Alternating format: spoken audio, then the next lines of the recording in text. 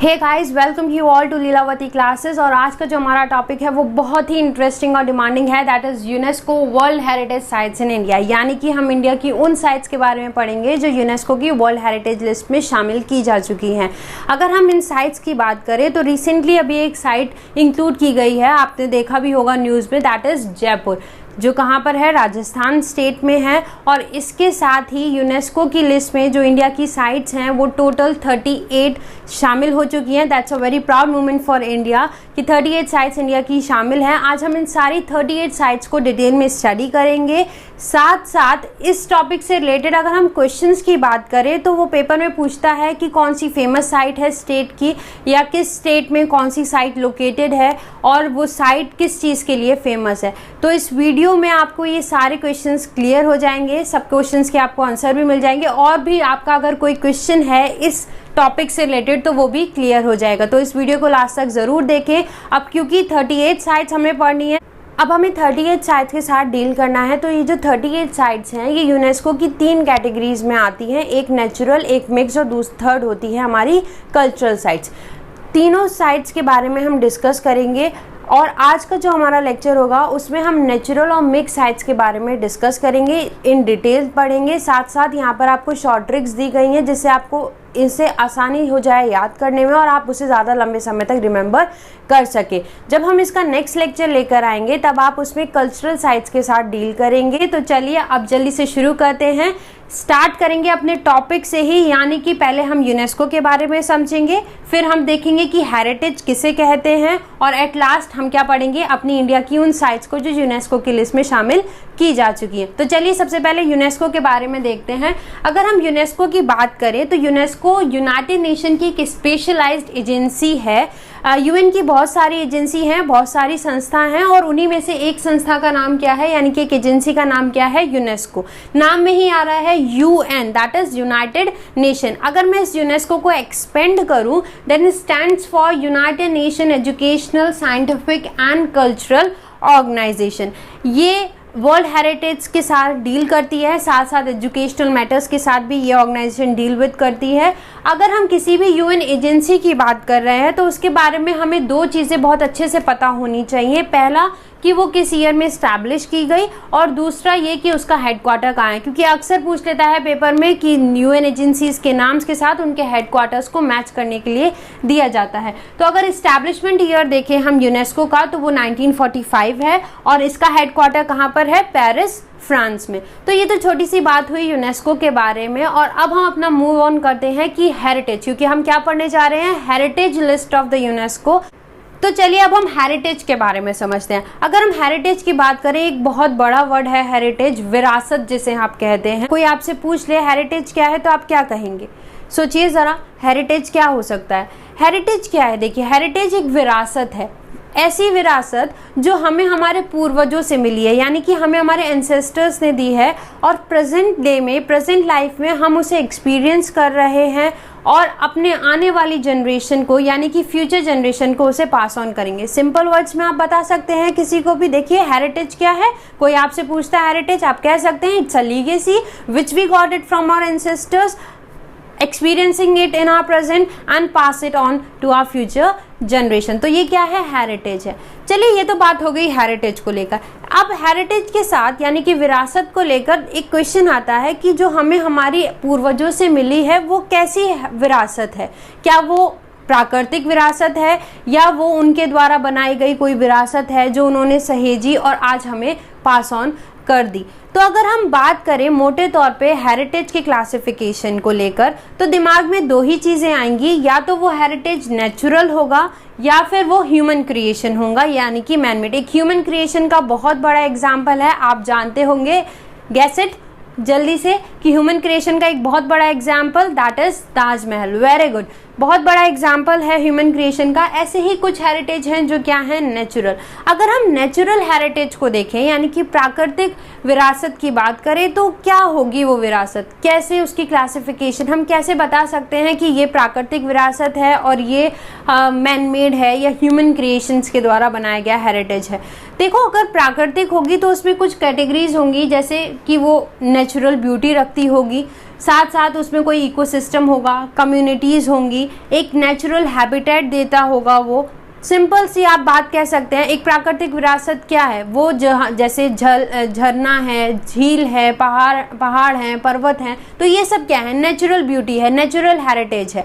वहीं अगर हम ह्यूमन क्रिएशंस की बात करें तो ह्यूमन क्रिएशंस एज एग्जांपल अभी आपने बताया क्या है, ताजमहल है, यानी कि हम कह सकते हैं कोई भी मॉन्यूमेंट, कोई बिल्डिंग है, कोई म्यूजियम है, कोई आर्किटेक्चरल डिज़ाइन है, कोई लिटरेरी वर्क है, पेंटिंग्स हो गई, तो ये सब क्या है, ह्यूमन क्रिएशंस है। तो ये तो एक मेजर क्लासिफिकेशन हम कह सकते हैं कि अगर हम विरासत को बांटे जो हमें हमारे पूर्वजों से मिली है, कि या तो वो नेचुरल हो रही होगी या फिर वो क्या है, ह्यूमन द्वारा बनाई गई होगी।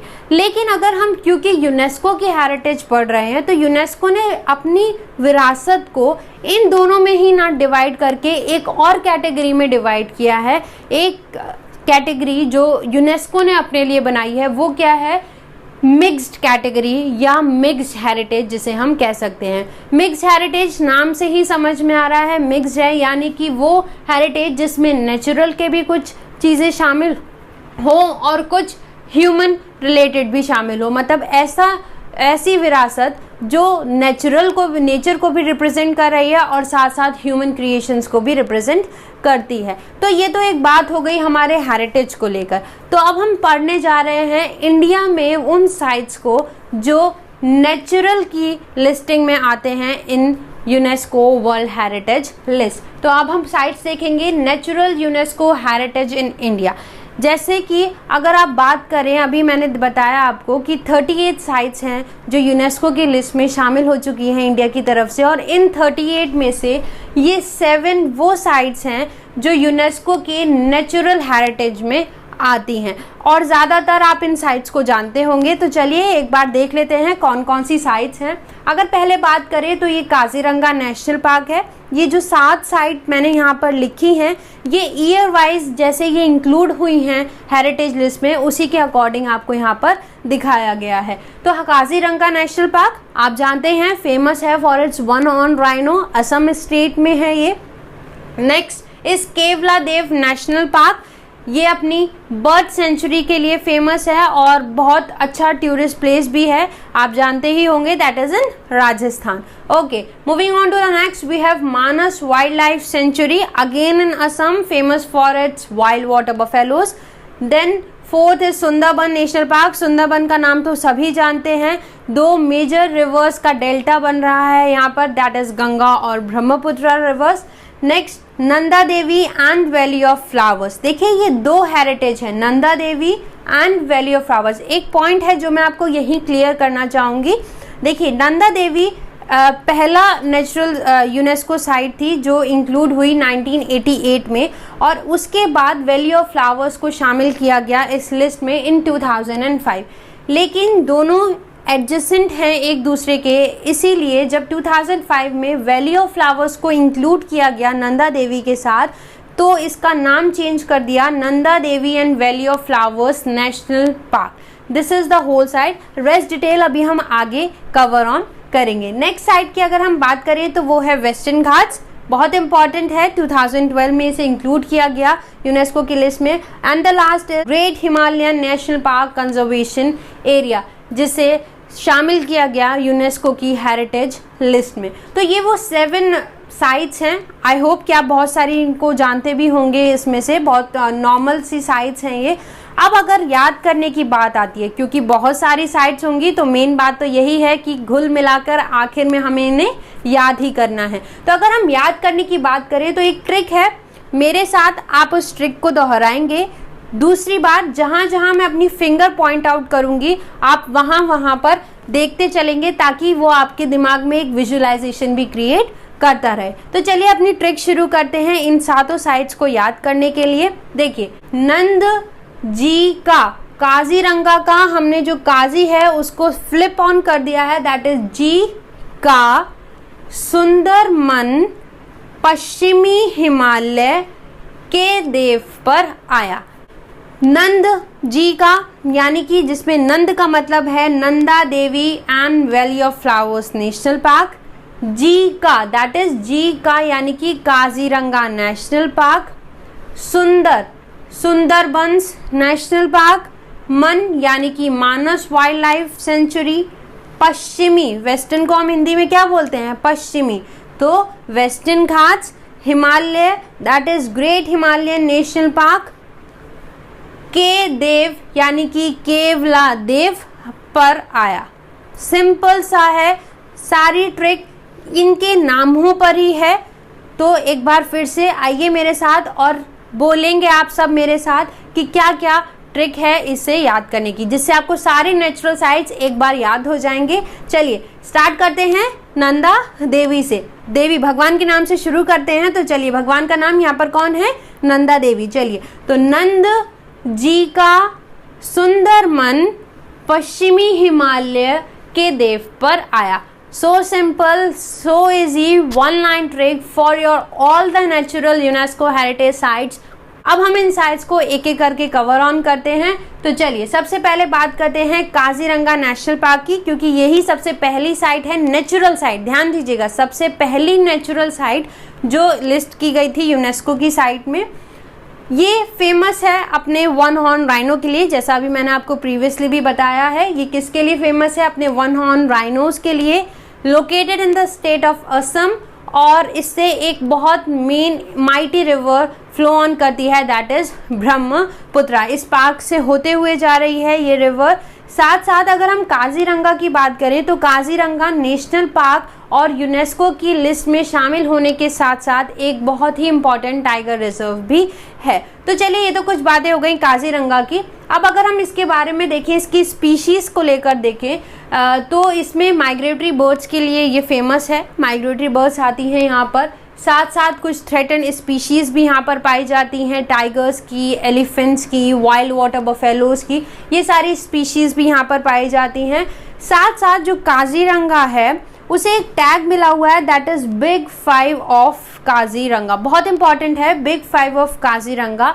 जो काजीरंगा के फ्लोरा और फौना है उन्हें ये टैग दिया गया है। और ये जो बिग 5 बनाते हैं इसे, वो क्या कौन से हैं, one horn rhino, next is royal Bengal tiger, then Asian elephant, wild water buffalo and swamp deer. These 5 meet and form the big 5 of Kaziranga. तो ये तो कुछ बात हो गई काजीरंगा के बारे में। Moving on to our next, that is very important bird sanctuary in India, Keoladeo national park. आप इसे बहुत सारे नामों से जानते होंगे, Ghana bird sanctuary, Bharatpur bird sanctuary and the most important, लेकिन फिर भी इसका एक नाम रखा गया है Keoladeo national park. Why so? कोई आइडिया है आपको इसके बारे में कि क्यों इसका नाम केवलादेव रखा गया है? Okay, let me tell you, Keoladeo क्यों रखा गया है, because in this national park, इस नेशनल पार्क में एक शिव मंदिर है, इसीलिए हम क्या बोलते हैं, केवल एक देव, यानी कि Keoladeo national park. So I hope कि अगर अब आपसे कोई पूछता है कि केवलादेव नाम क्यों रखा है, घाना से भी तो बुला सकते हैं, भरतपुर बर्ड सेंचुरी के नाम से भी तो कह सकते हैं, वाई केवलादेव, तो अब आप उसे बता सकते हैं क्योंकि यहाँ पर केवल एक शिव मंदिर है और जिसके नाम पर ही इसका क्या नाम रख दिया गया है, केवलादेव, यानी कि केवल एक देव। ये अपनी बर्ड सेंचुरी के लिए फेमस है और बर्ड्स में भी this is the bird that is Siberian cranes के लिए ये बहुत ही ज़्यादा फेमस है। साइबेरियन क्रेन्स माइग्रेट होकर आती हैं रशिया से जब साइबेरिया में बर्फ़ पड़ती है, और साथ साथ ये एक रामसर साइट भी है। रामसर साइट की आप वीडियो चेकआउट कर सकते हैं। बहुत इंपॉर्टेंट है अब केवलादेव, क्योंकि ये यूनेस्को की लिस्ट में भी आती है और साथ साथ रामसर साइट्स में भी शामिल है। साथ साथ ये एक मैन मेड और मैन मैनेज्ड वेटलैंड है और one of the national parks of India, जो कि आप देख ही रहे हैं, और इसे हम भरतपुर बर्ड सेंचुरी के नाम से भी जानते हैं। तो ये तो बात हो गई केवलादेव के बारे में। नेक्स्ट अगर हम बात करें तो आता है मेरी थर्ड नेचुरल साइट जो यूनेस्को की वर्ल्ड हेरिटेज में शामिल है, वो है मानस वाइल्ड लाइफ सेंचुरी। और मानस वाइल्ड लाइफ सेंचुरी भी असम में है। इससे ब्रह्मपुत्र रिवर की, क्योंकि असम की लाइफलाइन ब्रह्मपुत्र रिवर हमें पता ही है, तो एज ये ब्रह्मपुत्र असम में है, तो ब्रह्मपुत्र की दो मेन ट्रिब्यूटरीज इससे फ्लो ऑन करती हैं। एक तो मानस, जिसके नाम पर इसका नाम पड़ा है मानस वाइल्ड लाइफ सेंचुरी, और एक और ट्रिब्यूटरी है Beki, it's also the tributary of Brahmaputra नदी, ये भी ब्रह्मपुत्र रिवर की ही एक सहायक नदी है, मानस और बेकी। मानस की अगर हम बात करें तो ये अपने वाइल्ड वाटर बफेलोज के लिए फेमस है। पास पास ही हैं काजीरंगा और मानस। अभी हम मैप में इनकी लोकेशन देखेंगे, दोनों ही पास हैं, लेकिन जहां पर काजीरंगा अपने वन हॉर्न राइनोस के लिए फेमस है, वहीं पर मानस अपने वाइल्ड वाटर बफेलोज के लिए फेमस है। साथ साथ यहाँ पर गोल्डन लंगूर भी पाए जाते हैं। तो चलिए थोड़ा सा देख लेते हैं इसे भी। स्टेट ऑफ असम में है, जैसा कि अभी हमने बताया। साथ साथ मानस बेकी सिस्टम, मानस और बेकी दोनों ही ब्रह्मपुत्र रिवर की ट्रिब्यूटरी हैं जो इससे फ्लो करती हैं और आखिर में ब्रह्मपुत्र रिवर में जाकर मिल जाती हैं। ये भूटान की सीमा से लगता है। एक भूटान में रॉयल मानस नेशनल पार्क है। जब हम लोगों ने मानस रिवर सिस्टम डिस्कस किया था इन ब्रह्मपुत्र, आप वीडियो देख सकते हैं, उसमें बताया था रॉयल मानस पार्क और मानस वाइल्ड लाइफ सेंचुरी के बारे में। साथ साथ ये अपनी वाइल्ड वाटर बफेलोज के लिए फेमस होने के साथ साथ एक नेशनल पार्क है, एक यूनेस्को साइट है, प्रोजेक्ट टाइगर रिजर्व है, एलिफेंट रिजर्व और एक बायोस्फीयर रिजर्व भी है। तो ये सारी कैटेगरीज में आता है। ये भी थोड़ी ध्यान रखने वाली बात है, पेपर में पूछ लेता है कि इनमें से कौन सा बायोस्फीयर रिजर्व है या इनमें से कौन सा बायोस्फीयर रिजर्व नहीं है, एलिफेंट रिजर्व कौन से हैं, टाइगर रिजर्व कौन से हैं। चलिए तो अब आ जाते हैं नेक्स्ट अपनी most important Sundarban national park. Sundarbans सभी जानते हैं, सुंदरबंस का नाम सुंदरबन क्यों रखा गया है, क्योंकि यहाँ पर एक ट्री मिलता है जिसका नाम क्या है, सुंदरी ट्री, जिसके नाम पर इसका ये नाम रखा गया है सुंदरबन नेशनल पार्क। साथ साथ यहाँ पर दो मेजर रिवर्स अपना डेल्टा बनाती हैं, दैट इज गेस इट जल्दी से, कौन कौन सी नदियां हैं वो, गंगा और ब्रह्मपुत्र। वेरी गुड, गंगा और ब्रह्मपुत्र अपना यहाँ डेल्टा बनाती हैं और ये वर्ल्ड का लार्जेस्ट डेल्टा भी है। साथ साथ सुंदरबन को फेमस अगर बात करें तो ये अपनी दो चीज़ों के लिए फेमस है। पहला, ये अपने मैंग्रोव्स के लिए फेमस है, वर्ल्ड के लार्जेस्ट मैंग्रोव्स यहीं मिलते हैं। साथ साथ ये अपने रॉयल बंगाल टाइगर के लिए भी फेमस है। साथ साथ अगर हम देखें तो ये भी एक नेशनल पार्क होने के साथ साथ एक टाइगर रिजर्व है, बायोस्फीयर रिजर्व है और इसे भी रामसर साइट घोषित किया है 2019 में। लेटेस्ट है, देखिए 2019 में ही इसे लास्ट ईयर ही रामसर साइट डेजिग्नेट किया गया है और वर्ल्ड लार्जेस्ट मैंग्रोव फॉरेस्ट यहाँ पे पाए जाते हैं। अगर हम मैंग्रोव्स की बात करें तो मैंग्रोव्स वो प्लांट्स हैं जो खारे और मीठे पानी में पैदा होते हैं, यानी कि जो सॉल्टी और फ्रेश वाटर में रहते हैं वो प्लांट्स के लिए फेमस है। और वर्ल्ड के लार्जेस्ट मैंग्रोव्स कहाँ पाए जाते हैं, सुंदरबंस में पाए जाते हैं and it is located at the mouth of the Ganges and the Brahmaputra river. चलिए आगे अगर हम बढ़ते हैं तो आता है एक most important tourist place, that is Nanda Devi and valley of flowers, फूलों की घाटी जिसे आप बोलते हैं, जो अपने फूलों, जहाँ पर वैली ऑफ फ्लावर्स अपने फूलों के लिए, अल्पाइन फ्लावर्स के लिए फेमस है, वहीं नंदा देवी अपने स्नो लेपर्ड्स के लिए जानी जाती है। तो चलिए अगर इसके बारे में थोड़ा सा जानते हैं तो वैली ऑफ फ्लावर्स की अगर हम बात करें तो ये एंडेमिक एल्पाइन फ्लावर्स है। नंदा देवी की अगर हम बात करें तो नंदा देवी एक पीक है which is India second highest mountain. That's also a question कि भारत की दूसरी सबसे ऊंची चोटी कौन सी है, वो क्या है, नंदा देवी, जिसमें एक नेशनल पार्क भी है और ये यूनेस्को की वर्ल्ड हेरिटेज साइट भी है। साथ साथ ये कहाँ पर है, उत्तराखंड में है और ये एक बायोस्फीयर रिजर्व है। और अगर इसकी फेमस की बात करें तो ये फेमस है अपने एशियाटिक ब्लैक बियर और स्नो लेपर्ड्स के लिए। चलिए नेक्स्ट आता है वेस्टर्न घाट्स। जैसे हिमालय अपने आप में इम्पॉर्टेंट है, उसी तरह वेस्टर्न घाट्स भी उसी तरह इम्पॉर्टेंट है। वेस्टर्न घाट्स की अगर हम बात करें तो ये एक हॉटस्पॉट है बायोडाइवर्सिटी का। हॉटस्पॉट क्यों है बायोडाइवर्सिटी का, क्योंकि यहाँ पर एवरग्रीन रेन फॉरेस्ट पाए जाते हैं, सदाबहार वर्षावन मिलते हैं यहाँ पर, इसलिए ये इम्पॉर्टेंट है।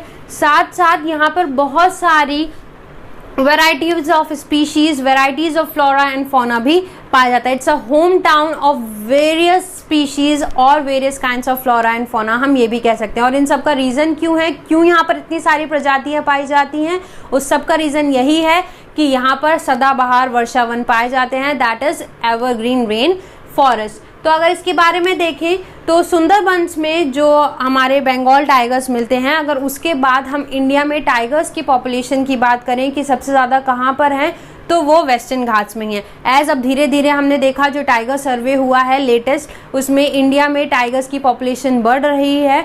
तो टाइगर सबसे ज़्यादा कहाँ है इंडिया में? सुंदरबंस में। और नेक्स्ट सेकेंड लार्जेस्ट पॉपुलेशन कहाँ पर आती है? वेस्टर्न घाट्स में। अगर वेस्टर्न घाट्स की बात करें तो यहाँ पर सबसे ज़्यादा पॉपुलेशन में इंडियन एलिफेंट पाए जाते हैं इन वाइल्ड। साथ साथ it is a home town for 325 globally threatened species. ध्यान दीजिए, सिर्फ भारत की ही प्रजातियां यहाँ पर नहीं पाई जाती, साथ साथ ग्लोबली जो विश्व में भी अनेक तरह की फ्लोरा और फोना पाए जाते हैं, उन सब की स्पीशीज, उन सब की प्रजातियां भी यहाँ पर वेस्टर्न घाट्स में मिलती हैं। आगे अगर बात करें तो ये हमारी लास्ट नेचुरल यूनेस्को साइट है, that is great Himalayan national park, जो अपनी ब्लू शीप्स के लिए फेमस है। देखो शीप, भेड़, सफ़ेद भेड़ तो सबने देखी होगी, लेकिन ब्लू शीप्स के लिए अगर कोई पार्क फेमस है तो वो क्या है? Great Himalayan national park. अगर इसकी बात करें तो ये कहाँ पर है? Himalayan mountains in the state of Himachal Pradesh. और हिमाचल प्रदेश की यही एक साइट है जो यूनेस्को में लिस्टेड है।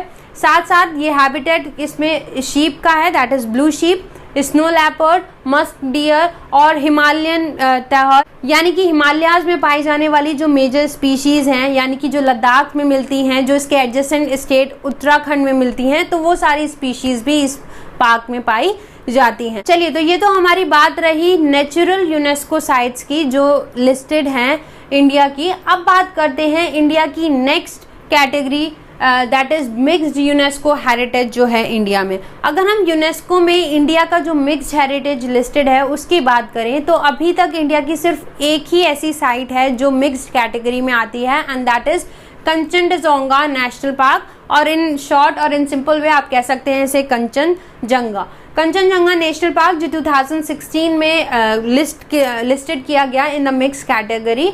और अगर हम इसकी बारे में बात करें कंचनजंगा के बारे में, तो ये अपने स्नो पीजन्स के लिए बहुत ज़्यादा जाना जाता है। स्नो पीजन्स आप देख सकते हैं, इसकी देखिए पिंक नेक है, इसके लिए बहुत ज़्यादा फेमस है। साथ साथ ये अपना एक बायोस्फीयर रिजर्व है, और अगर इसको नाम जो मिला है कंचनजंगा, तो आप जान सकते हैं जो वर्ल्ड की 3rd हाईएस्ट पीक है कंचनजंगा। साथ साथ ये कहाँ पर है? नॉर्थ और वेस्ट सिक्किम डिस्ट्रिक्ट में लोकेटेड है, और ये अपनी मस्क डियर, स्नो पिजन और स्नो लेपर्ड के लिए जानी जाती है। तो ये तो रही हमारे नेचुरल और मिक्स्ड हेरिटेज की बात। अगर हम बात करें टोटल साइट्स में से जो 38 थी, उसमें से आपने अब 8 साइट्स कवर अप कर ली हैं। आई होप कि आपको ये 8 साइट्स अच्छे से समझ में आ गई होंगी। आप प्रैक्टिस भी कर सकते हैं इनकी मैप के लोकेशन करके मैप पर। साथ साथ जब हम इसका सेकेंड लेक्चर लेकर आएंगे, जैसा कि मैंने आपको स्टार्टिंग में बताया था, अब हम सेकेंड लेक्चर में इसकी कल्चरल साइट्स यानी कि रिमेनिंग 30 साइट्स को डील ऑन करेंगे। तो टिल देन आप अपना ध्यान रखिए। Take care, good bye and stay home, stay safe.